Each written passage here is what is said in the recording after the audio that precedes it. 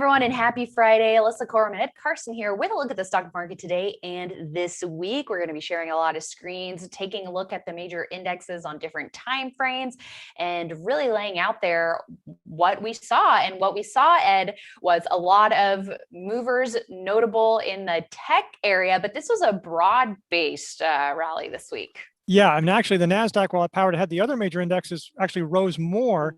And we're going to take a look at Nike and Granite Construction along with Amazon. All right, well, we'll take a look at all that. But first, let's check in on the NASDAQ on Think or Swim here. So we are in new highs this week. Finished Friday down a smidge, but a strong move for the week and holding above those shorter term moving averages. Yeah, very nice action. I mean, finally sort of clearing this area over these last few months. You know, it doesn't mean that we're destined for greatness from here, but really nice to see this along with the other major indexes. It really is a sea change from prior weeks, especially on the other indexes. I mean, at the end of last week, yeah, the NASDAQ was leading, but all the other indexes were below their 50-day line. And a lot of the sectors really got hit hard. I mean, it was sort of got some whiplash. But this week, NASDAQ rising, all the major indexes rising, a lot of stocks breaking out. A big difference a week can make. And we'll just check in on the weekly chart while we are here, Ed, and have you zoom in for us. So continuing to climb higher and a nice big blue bar, which is good to see this week. And again, you can see clearing the consolidation that we've had since February. Yeah, and looking just at the NASDAQ alone, I mean, trend has been very positive. You know, even here, when we had a couple of down weeks finishing near the highs, and then highs, even the down weeks generally fairly positive. So just a really nice action in that regard. Okay, and now taking a look at the S&P 500, which you mentioned, gaining even more than the NASDAQ this week. So the weekly gain of about 2.8%. And here on the daily chart, you could just see how we had a test of that 50-day line, but really we were able to snap right back this week. Yeah, and amazing just sometimes how a day can really make things better. Monday made us feel a lot better, but then continued on. Definitely what helped a lot of the other indexes was the Biden infrastructure deal.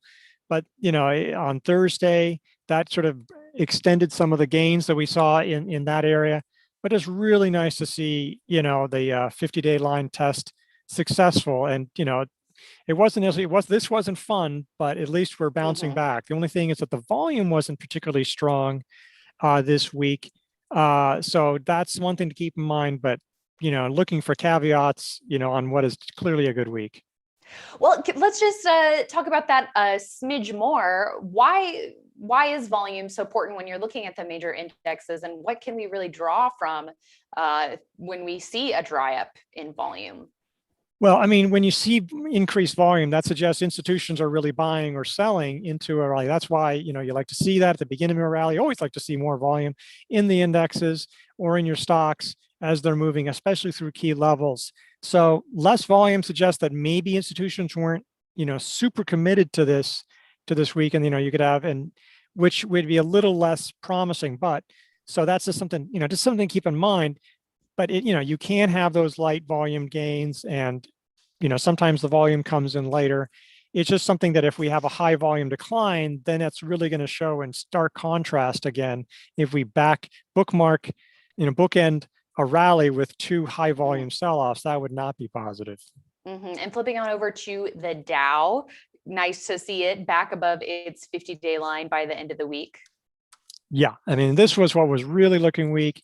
It was like a 3-month closing low, 3-month low. Really was showing me, you know, it has a lot of the financials and materials and stuff that was really hit last week. So really good to see this come back. And honestly, there's a lot of stocks in that kind of field that look a lot like this, right around there, sort of trend lines. So definitely positive in that regard. Yeah, and Nike, which we will take a look at soon, also feeling the gain there, and checking in on small caps, which a similar story. We had a close below the 50-day, but now this week, you know, 5 up days in a row. Just really great, and just below all-time highs. So again, you see that breadth. I mean, this is sort of ideal. It's only been 1 week, so can't just make it seem like it's forever. But we have a tech-led rally that's broad-based, and that's just something we haven't had in weeks. And it doesn't mean the sector rotation is over. Right? You could spin a tail where, like I'm spinning it in my own head that as the economy normalizes, as restrictions have come off, maybe now the market will be able to better understand and come to grips with some of the economic changes as they slow down a little bit, the changes. And so maybe the whipsaw rotation will slow down and make it easier for investors. Doesn't mean it'll happen, doesn't mean it'll happen overnight, but that would be great if we could continue on, even, just on a gradual, steady, broad uptrend. Yeah, and speaking of the rotation, I'm really interested to see on Monday on IBD Live when we do our industry group analysis, what underneath the surface, what's really seeing the biggest moves. We've talked a lot about retailers looking good, software, other technology names, medical, but still oil and gas. That's also been an area of interest as well. So absolutely, yeah. There's a lot of strength, and that's going to be a great report. Okay, well, we'll tune into IBD Live Monday for more on that. But we mentioned Nike, so let's check in on NKE gapping up big on its quarterly earnings report that showed strong growth on both the top and bottom lines, a 15% gain, closing near the very tip top of the range of the day, up 15%, and that strong volume behind the move as well, Ed. Yeah, this seems like a game changer. I mean, this has been sort of slumping all year, but when you have a gain like this, especially on, this is not a small tech stock. This was a huge move for an established company. Great numbers. You could have bought it, maybe after our first few minutes as it cleared the first few minutes high. It's still in range technically. If you did buy it here, you might want to take a small position because it is awfully extended, especially for what is traditionally a slower mover. I mean, it's not a slow mover at times, but maybe take a small position, maybe wait to see if it consolidates for a while, providing another opportunity to maybe fill out the position. But really, really strong growth just across the board. America's digital, China was held up well. Just great numbers. Very impressive. And looking at the weekly chart too, it looked like it was the strongest weekly volume in about 9 months or so, Ed. So you talk about a game changer. Yeah. Really had impressive volume behind this move as well. And while we focus so much on making sure we're not buying its extended stocks, this kind of situation is the exception to that. Yeah, earnings gaps can, there's risk involved. Yeah, they can come back. But the thing is, with those kind of gaps can really show real power. And so, you can play it. You have to definitely have your exit strategy. Hey, I'm going to get out at this point if it doesn't work out, or scale out in this way. But this often marks the start of a real move. And with infrastructure on the, in the headlines, let's check in on GVA, Granite Construction, up 12% for the week, above average volume, with a breakout over this flat base here. Although it did close, looks like kind of at the bottom of its range, but even still, we had that RS line blue dot with the stock's gain of 1.6% today. Yeah, it was nice action for the week. I'm going to go over that just to put a little bit of perspective because, on a weekly chart, it's still near, relatively high in its range. So technically it closed just below the buy point, but it already had an early entry as you bought it, say, if you bought it as it rebounded from the 50-day line, coming through maybe a trend line, maybe getting over this area as the infrastructure deal was announced. This is going to be probably in the sweet spot. I wouldn't be surprised to see these estimates come up if the infrastructure deal actually comes through. This does highway and road construction. That's pretty much what the infrastructure deal, a lot of that is about. So while it wasn't a great finish here, it was a really strong week and, strong, and so I think this one is actionable, was already actionable Thursday, definitely a way to play infrastructure in the coming weeks and months. Yeah, we really like those early entries to at least initiate your position, then maybe you can fill it out as it clears that more traditional buy point. But getting into a trade when it's close to that 50-day moving average or the 10-week line can help you withstand those pullbacks better So we really like seeing that kind of trend line move. And last but not least, let's see if there's a setup in the works here for Amazon AMZN, finishing Friday down about 1.4%. But before this week, it had a really nice move higher, that relative strength line perking up. But I think we were saying that it could use a handle or at least some sort of pullback, and we're getting that now. Yeah, I've squished the chart to make it fit, for this screen for everybody. But there was arguably, a downtrend or like a viable when it went through the 50-day line as an early entry. That was pretty aggressive, to be fair, because the RS line was pretty weak.